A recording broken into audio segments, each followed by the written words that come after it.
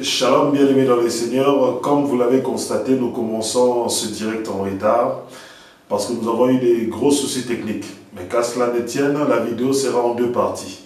La première partie et la deuxième partie. La vidéo dure à peu près 45 minutes, mais vu les problèmes techniques que nous avons, nous n'avons pas pu faire un bon montage par rapport à cette vidéo. Mais qu'à cela ne tienne, la vidéo sera en deux parties. Je vous laisse donc suivre la prédication de ce dimanche 29 octobre 2023 qui s'est passée à l'église La Grâce de Dieu Paris-France. Que Dieu vous bénisse et que Dieu nous soutienne dans cette œuvre qui nous amène à des fois beaucoup de sacrifices. Que Dieu vous garde.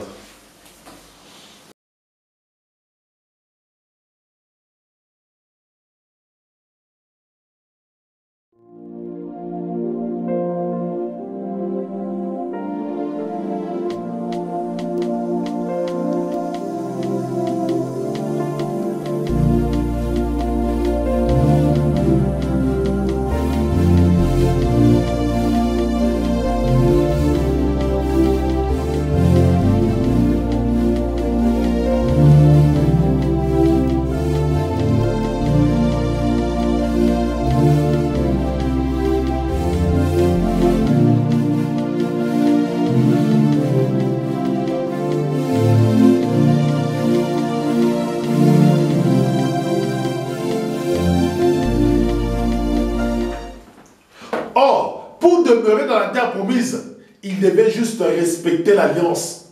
Mais eux, ils ont brisé l'alliance. Eux, ils ont brisé l'alliance. Comment voulez-vous qu'une personne qui brise l'alliance demeure encore sur cette terre? Écoutez maintenant. L'Éternel fera de toi un vaincu en face de tes ennemis. Sortis à leur rencontre par un chemin, par ce chemin tu fuiras devant eux. Et tu deviendras un objet d'épouvante pour tous les royaumes de la terre. Ton cadavre sera la pâture de tous les oiseaux du ciel et de toutes les bêtes de la terre, sans que personne leur fasse peur. Et regardez maintenant. Au verset 27. L'Éternel te frappera du cerf en Égypte, de bubons, de croûte, de plaques rouges dont tu ne pourrais pas guérir. L'Éternel te frappera de délire, d'aveuglement et d'égarement de sens, au point que tu iras à tâtons en plein midi, comme l'aveugle va à tâtons dans les déserts, dans les ténèbres, et tes démarches n'aboutiront pas. Écoute encore, au verset 32. Tes fils et tes filles seront livrés à un autre peuple. Chaque jour, tes yeux se consumeront à regarder vers eux et tes mains n'y pourront rien. Le fruit de ton sol et le fruit de ta peine, un peuple que tu ne connais pas, les mangera. Tu ne seras jamais qu'exploité et écrasé. Ce que verront tes yeux te rendra fou. L'Éternel te frappera des mauvais ulcères aux genoux et aux jambes. Écoutez maintenant. Au verset 36. Toi et le roi que tu auras mis à ta tête, l'Éternel vous amènera en une nation que tes pères ni toi n'avaient connue. Et tu y serviras d'autres dieux, de bois et de pierre. Tu seras la stupéfaction, la fable et la risée de tout le peuple où l'Éternel te conduira. Bien-aimés, l'Éternel a promis la déportation du peuple d'Israël. L'Éternel a promis la déportation du peuple. Bien aimé, pourquoi les Israélites, pourquoi les Juifs sont le seul peuple qui erre dans le monde? Ils n'ont pas de lieu, ils n'ont pas un État, ils n'ont pas une terre. Pourquoi? Parce qu'ils sont sous la malédiction.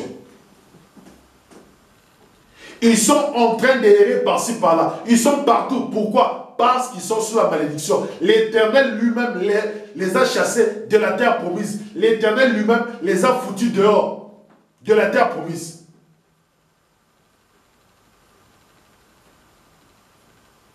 Alléluia. C'est pour cela que vous voyez que Israël ne comprend pas Israël ne saisit pas. Parce que l'Éternel dit ceci. L'Éternel te frappera de délire, d'aveuglement et d'égarement, de sens. Donc en ce moment, Israël est frappé d'aveuglement. Israël est frappé d'égarement de sens.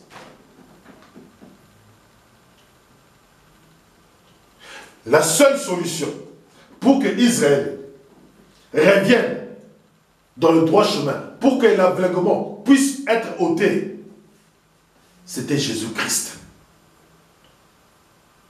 Israël a plusieurs fois est parti en déportation.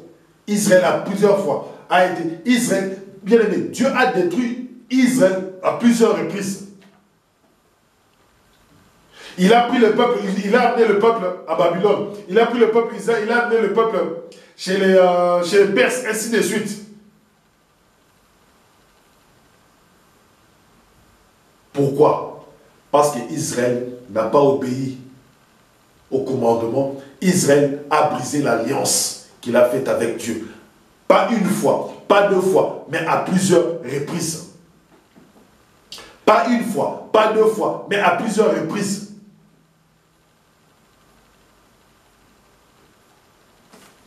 Qu'est-ce que Dieu reproche à Israël? Écoutez, Deutéronome chapitre 28, au verset 62. Vous ne resterez que peu d'hommes, vous qui étiez aussi nombreux que les étoiles du ciel, parce que tu n'auras pas obéi à la voix de l'Éternel ton Dieu. Autant l'Éternel avait pris plaisir à vous rendre heureux et à vous multiplier, autant il prendra plaisir à vous perdre et à vous détruire. Vous serez arrachés de la terre où tu vas entrer pour en prendre possession. L'Éternel te dispersera parmi tous les peuples, d'un bout du monde à l'autre.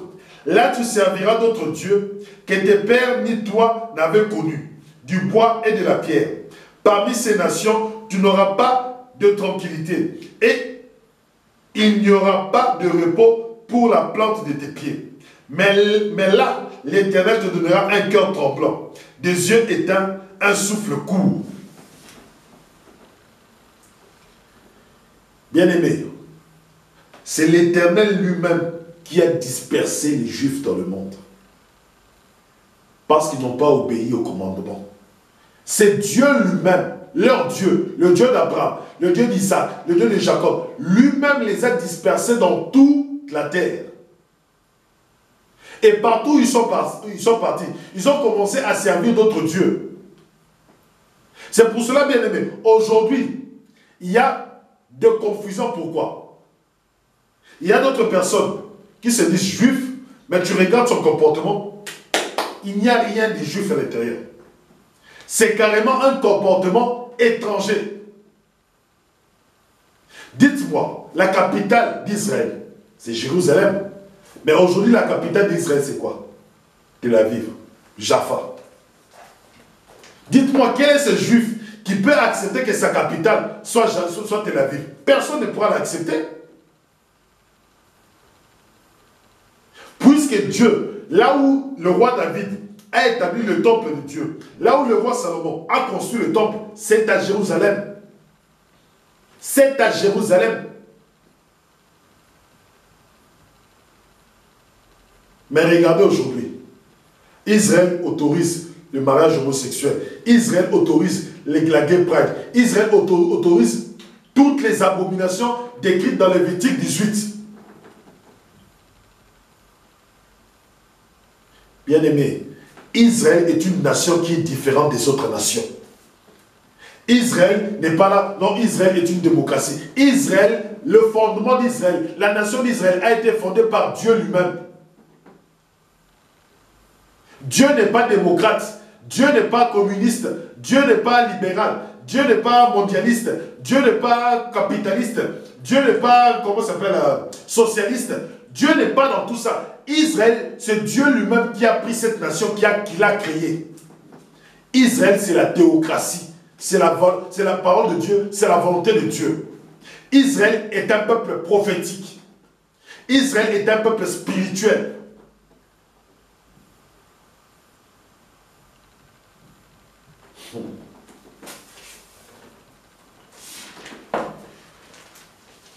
Dispersés. Aujourd'hui, les Juifs ne sont plus tranquilles. Partout ils sont en France, il n'y a pas la tranquillité. Ils étaient en Allemagne, bien aimés. Tout ce que vous voyez, ce qui arrive aux Juifs, au peuple juif, lisez les Écritures. Deutéronome chapitre 28, à partir du verset 64. L'Éternel te dispersera parmi tous les peuples, d'un bout du monde à l'autre. Là tu serviras d'autres dieux, que tes pères ni toi n'avaient connus. Aujourd'hui, regardez les kabbalistes, la scientologie, la franc-maçonnerie, les Illuminati, les sionistes, bien aimés, les messieurs. Donc il y a toutes ces choses-là. Écoutez, on continue. Que tes pères ni toi n'avaient connu du bois et de la pierre. Parmi ces nations, tu n'auras pas de tranquillité. Bien aimé, partout où sont les Juifs, surtout en Europe, les Juifs ne sont pas tranquilles. Les Juifs ne sont pas tranquilles. Mais bien aimé, ça c'est une démonstration que les Juifs sont sous la malédiction. Puisqu'ils ne sont pas tranquilles. Écoute encore. Il n'y aura pas de repos pour la plante de tes pieds. Bien aimé, ils seront errants par-ci par-là. Ils ne seront pas en sécurité. Ils n'auront la sécurité que s'ils reviennent à leur Dieu. Ils n'auront que la sécurité que s'ils reviennent au Dieu d'Abraham. Écoute encore. Il n'y aura pas de repos pour la plante de tes pieds. Mais là, l'Éternel te donnera un cœur tremblant, des yeux éteints, un souffle court. D'avance, la vie te sera une fatigue. Tu seras dans le froid, jour et nuit, sans pouvoir croire en ta vie. Le matin, tu diras, qui me donnerait d'être au soir? Et le soir, tu diras, qui me donnerait d'être au matin? À cause de le froid qui étreindra ton cœur et du spectacle que verront tes yeux, l'Éternel te reverra en Égypte dans des vaisseaux ou par un chemin dont je t'avais dit. Tu ne le verras plus. Et là, vous irez vous vendre à tes ennemis comme serviteurs et servantes sans trouver d'acheteurs. Bien-aimés dans le Seigneur, la seule solution pour Israël, tout ce que vous voyez en ce moment qui arrive en Israël, ce n'est que l'accomplissement de la parole de Dieu. Ce n'est que l'accomplissement de la Torah. Ce n'est que l'accomplissement de la volonté de Dieu. Pourquoi? Parce qu'Israël a brisé. Il a brisé l'alliance avec Dieu. Et comme Israël a brisé l'alliance avec Dieu, il subira tout ça. Jusqu'à ce que Jésus-Christ vienne. Jusqu'à ce que le Messie vienne. Afin de les rétablir. Afin d'enlever le péché. Et pourquoi est-ce que Jésus-Christ a été combattu? Et pourquoi est-ce que Jésus-Christ a été vraiment combattu? Parce que Jésus-Christ ramenait toujours le peuple d'Israël à la repentance. Le seul souci, c'est que le peuple d'Israël ne veut pas se repentir. Tous les prophètes que Dieu a envoyés, c'était que pour le peuple d'Israël se repente. Lorsque le Messie est venu, lorsque Christ est venu, ce n'est qu'appeler le peuple d'Israël à la repentance. Et même lorsque les chrétiens envoient de l'argent, lorsque les chrétiens font toutes ces élucubrations qui ne comprennent pas, au lieu que les chrétiens disent la vérité au peuple d'Israël, leur dire que vous êtes sous la malédiction, vous devez accepter Jésus-Christ afin que la malédiction puisse être enlevée, le peuple chrétien n'assume pas leur rôle. Ils disent que nous sommes les amis d'Israël, nous sommes les amis d'Israël. Bien aimé, l'ami te dit la vérité. Alléluia. Un bon ami te dit la vérité. Si tu dis que tu es ami d'Israël, dis à Israël, ils sont dans la perdition. Dis au peuple d'Israël, ils doivent se repentir de leur mauvaise voie. Dis au peuple d'Israël qu'ils ont brisé l'alliance qu'ils ont fait avec Dieu. L'alliance de la loi, ils l'ont brisé. Ils sont sous la malédiction. Il faut avoir le courage évangélique chrétien de dire ça au peuple d'Israël. Pourquoi est-ce que Jean-Baptiste a été combattu? Matthieu chapitre 4. Et Matthieu chapitre 3. Pourquoi est-ce que Jean-Baptiste a été combattu? Pourquoi est-ce que les prophètes ont été combattus? Jean chapitre 3, Matthieu chapitre 3 à partir du verset 4 jusqu'au verset 9.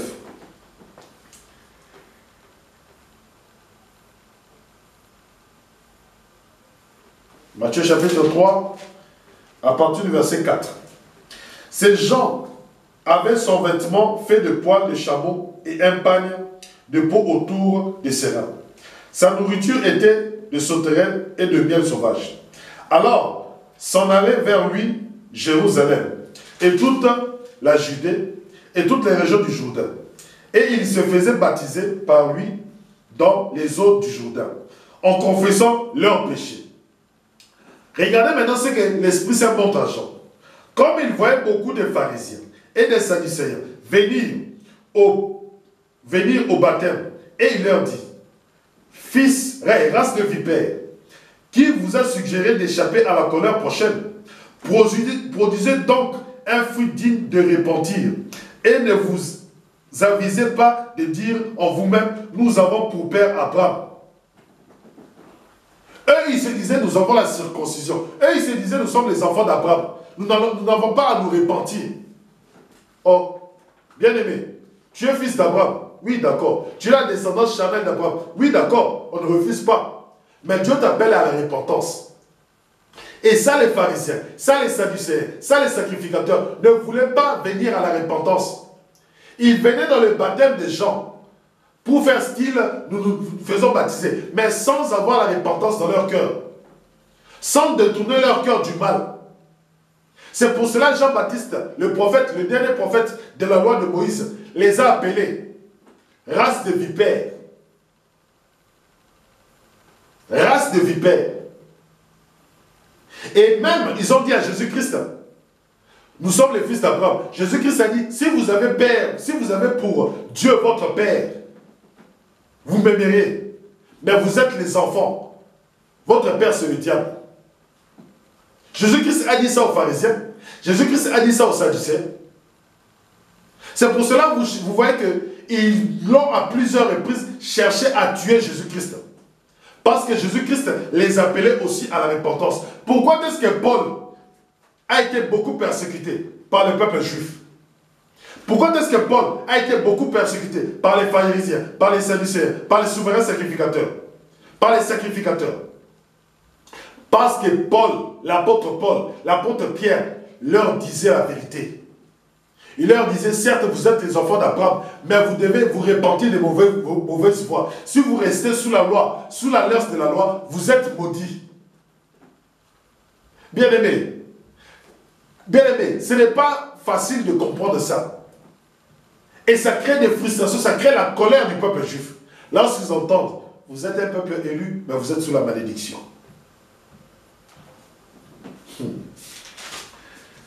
Romains chapitre 2. Écoutez pourquoi Paul a été aussi combattu.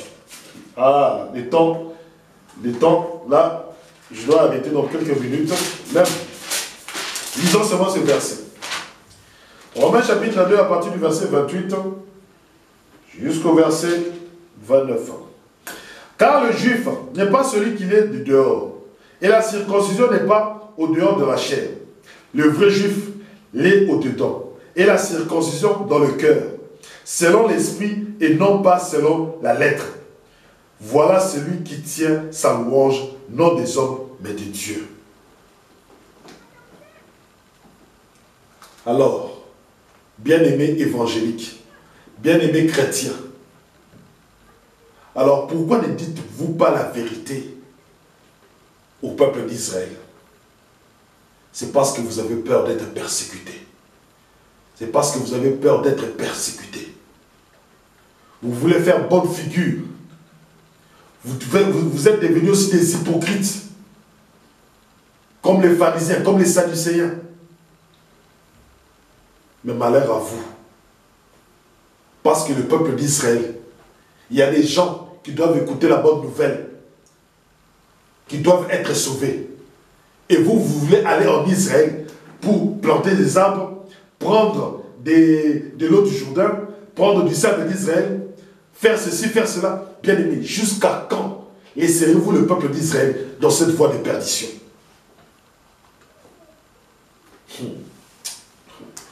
Bien aimé, nous allons continuer cet enseignement le dimanche prochain. Père, nous te rendons grâce pour cette belle parole, car tu nous as donné la connaissance de comprendre la place d'Israël et de comprendre la place de l'Église.